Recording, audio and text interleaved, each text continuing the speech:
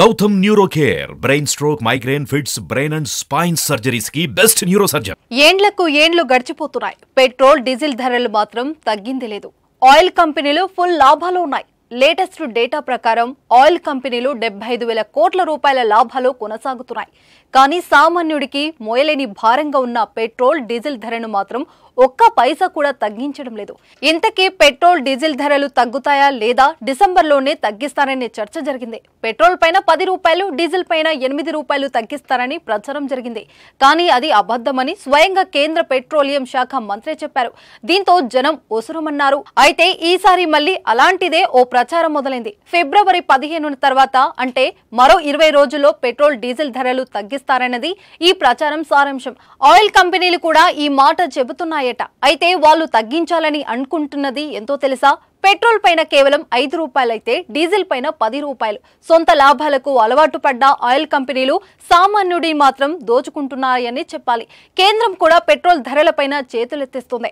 Petrol, diesel ధరలు తగ్గించాల్సింది కేంద్రం కాదు, ఆయిల్ కంపెనీలని చేతులెత్తేశాయి. ఈ మాట మొన్న కేంద్ర పెట్రోలియం శాఖ మంత్రి స్వయంగా చెప్పారు. ఇప్పుడు మళ్ళీ అదే మాట చెబితే జనం నోట్లో మట్టి కొట్టినట్టే అవుతుంది. 2022 మే 21వ తేదీన దేశంలో చివరిసారిగా పెట్రోల్ రేట్లు మారాయి. అప్పటి నుంచి స్థిరంగానే రేట్లు కొనసాగుతున్నాయి. హైదరాబాద్ లో లీటర్ పెట్రోల్ ధర 109 రూపాయల పైన ఉంటే డీజిల్ ధర 97 రూపాయల పైనే ఉంది.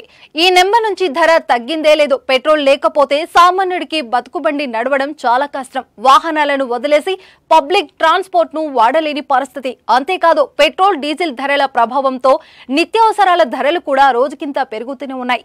అయితే వీటిని కంట్రోల్ చేసే నాదుడే లేడా? కంట్రోల్ చేయడానికి మార్గమే లేదా అన్నట్టు తయారైంది దేశం పరిస్థితి. పెట్రోల్, డీజిల్ ధరలు పూర్తిగా కేంద్ర ప్రభుత్వం చేతిలోనే ఉంటాయి. కేంద్రం తీసుకున్న నిర్ణయాన్ని బట్టి ధరలు మారుతాయి. అయితే సార్వత్రిక ఎన్నికలు సమీపిస్తున్న ప్రస్తుత పరిస్థితిలో పెట్రోల్, డీజిల్ ధరలు తగ్గవచ్చని మరోసారి సామాన్యుడు ఎదురు చూస్తున్నాడు. ఫిబ్రవరి 1వ తేదీన కేంద్రం పార్లమెంట్ లో బడ్జెట్ ను ప్రవేశపెడుతుంది. ఆ తర్వాత పెట్రోల్, డీజిల్ ధరలు తగ్గవచ్చని నిపుణులు అంచనా వేస్తున్నారు. బడ్జెట్ తర్వాత విడుదలయ్యే క్వార్టర్ రిజల్ట్ ను ప్రకటన తర్వాత ఆయిల్ కంపెనీలు పెట్రోల్, డీజిల్ ధరలు తగ్గించాలనే ఆలోచనలు చేస్తున్నాయట. ఇటు నిత్యావసరాల ధరలు కూడా పెరుగుతుండటంతో వాటిని కట్టడి చేయాలంటే పెట్రోల్, డీజిల్ ధరలు తగ్గించాలని ఇటు కేంద్రం, రిజర్వ్ బ్యాంకు కూడా ఆలోచిస్తున్నాయట.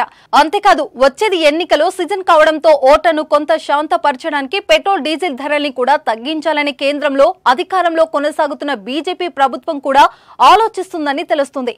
ఏదైతే ఏంటి, మోయలేని భారంగా మారుతున్న పెట్రోల్, డీజిల్ ధరల్ని కాస్త తగ్గిస్తే సామాన్యుడికి ఊరట లభిస్తుంది. అయ్యా, ఈసారైనా పెట్రోల్, డీజిల్ ధరలు తగ్గుతాయా లేదా అని జనం బతిమాలుకోవాల్సిన పరిస్థితి వచ్చిందన్నది వాస్తవం.